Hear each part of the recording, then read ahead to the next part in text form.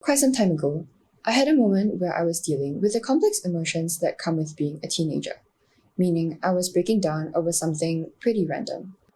But I stopped myself and said, "This is so cringe. Why am I crying over something like this when I have so much to be grateful for?" Well, gratitude and tolerance are two virtues that have been branded into my subconscious and showing up to guilt trip me for as long as I can remember.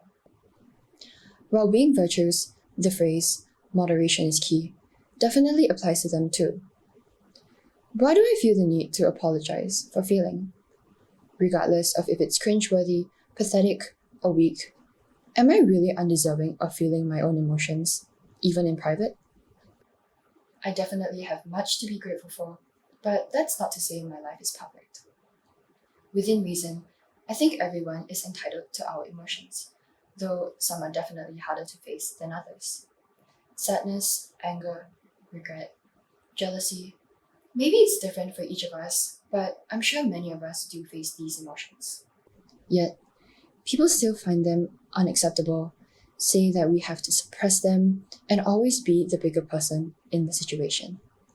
And yes, to a certain extent, I agree that there are better ways to handle emotions than just letting them spiral. But the key is to control, not to conceal. Many of us don't even realize the incredible impact emotions have on our actions. Generally, I would say that about 90% of my actions, conscious or not, are driven by some form of opinion, emotion, or instinct I have. Sometimes, I focus so much on how I'm feeling and what I think about something that I procrastinate doing the thing at all, exactly like I did while writing this speech. I wished it worked differently sometimes, but it also makes me better at other things. For example, being more attuned to my feelings also allows me to be more aware of others' emotions. As a considerably laid-back person surrounded by workaholics and incredibly stressed people, I often have to remind my friends not to overwork themselves and to just relax. I try my best to make sure that my friends are not about to lose it at any given moment, and I do that best by asking them to do stuff with me whenever I can, but not so frequently that I'll distract them from finishing any important task that they might have. Though, I do often wish that I was more driven and hardworking like some of my peers. From personal experience, I feel that society tends to view people who are logical and rational as more trustworthy and appreciate them more. When someone is labeled as too emotional, suddenly, all their decisions are met with second-guessing and questioning on the part of others. But I also tend to notice that people naturally gravitate towards so-called emotional people more when looking for advice or help. From a logical point of view, looking to someone who's more in tune with their emotions and those of others for help might be a better choice than looking to someone who's extremely rational. Although I wouldn't say that we never have any problems, I do find that it's often much easier to resolve issues, especially those involving others, when you're in tune with your own emotions. This can be applied to countless different situations and contexts. Fighting with a friend, career problems, academic issues, and tons more. Need to resolve conflict with someone? First, get to know how you feel about the situation, why you feel that way, and find the best possible way to resolve the conflict. Feeling unsatisfied with your place in life? Being aware of our emotions can allow us to more easily identify the root causes of them. There are tons of ways that being emotionally attuned can help in all aspects of life. Before a solution to the obvious problem, we tend to look for the root cause instead. Once you know how you feel about a particular situation, the next steps are just to identify what you can do about it and then do it. It's generally easier for us because we can pinpoint exactly what it is we have a problem with and in turn know how to handle it better. However, people most commonly find the first step to be the hardest. It's surprisingly common for people to not really know how they feel or not know the way their mind works. Our society just perpetuates this mindset of putting aside our cognitive processes and our emotions as matters of less importance. While writing this speech and actually thinking about this point, I realized that I feel my emotions more as a mental thing than, well, an emotional thing. I don't really even know where this began, but ironically to the point of this speech, I unconsciously intellectualize all my emotions and basically react to them without even feeling them. I can be feeling absolutely nothing and still be genuinely sobbing my eyes out, like over a bad grade or a sad movie scene.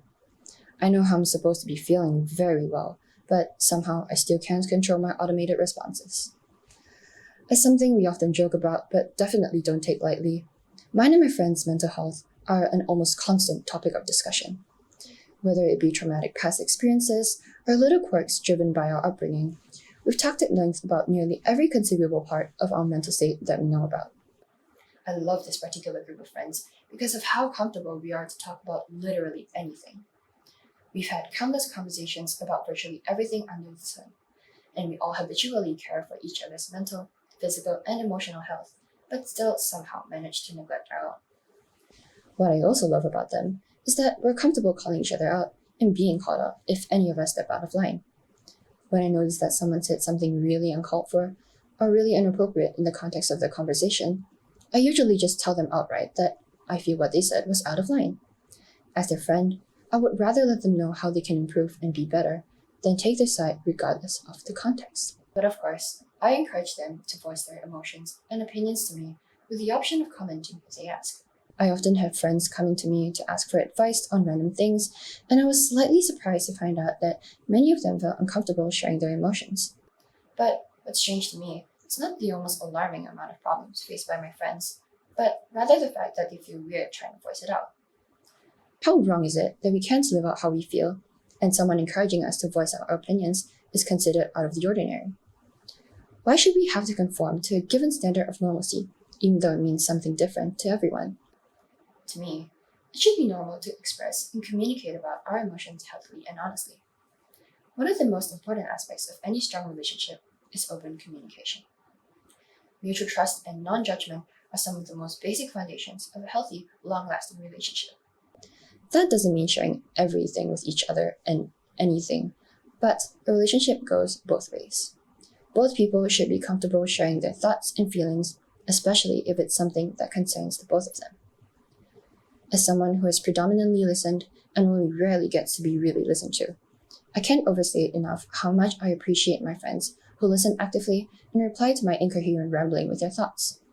It's actually quite practical for us to be comfortable with our emotions, since they play such a huge part in our lives, and being more aware of them and comfortable with them makes it easier for us to deal with them.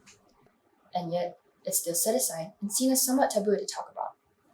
It really should be normalized to openly and reasonably share your thoughts and feelings without fear of judgment.